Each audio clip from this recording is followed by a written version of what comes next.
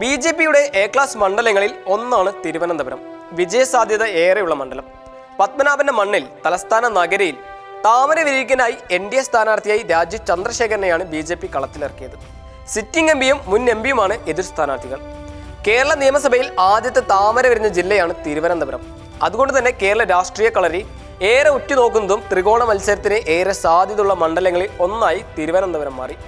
2024 ലോക്സഭാ തെരഞ്ഞെടുപ്പിന്റെ രണ്ടാം ഘട്ട തെരഞ്ഞെടുപ്പിനായുള്ള കൊട്ടിക്കലാശത്തിന്റെ തിരക്കിലാണ് സ്ഥാനാർത്ഥികൾ. വാക്പോരും അവകാശവാദവും പരസ്പര ആരോപണവും പ്രചരണ തന്ത്രമാക്കിയാണ് മൂന്ന് മുന്നണികളും കളം നിറയുന്നത്.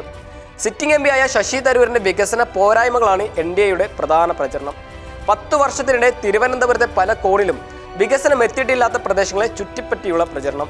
മാസപ്പടി വിവാദവും കരുവന്നൂർ ബാങ്ക് തട്ടിപ്പ് കേസും കണ്ണൂരിലെ ബോംബ് സ്ഫോടനവും പിണറായി സർക്കാരിന്റെ ഭരണ പോരായ്മകളുമാണ് LDF-നെതിരെ ബി.ജെ.പിയുടെ വിമർശന പ്രചരണ കൂരമ്പുകൾ. തെരഞ്ഞെടുപ്പിന്റെ അവസാന ഘട്ടത്തിൽ LDF-ഉം ന്യൂനപക്ഷ വോട്ടുകളെ ലക്ഷ്യമിട്ട് മത്സരം UDF-ഉം LDF-ഉം തമ്മിലല്ല, LDF-ഉം ബി.ജെ.പിയും തമ്മിലാണെന്ന പുതിയ തന്ത്രം പുറത്തെടുത്തിട്ടുണ്ട്.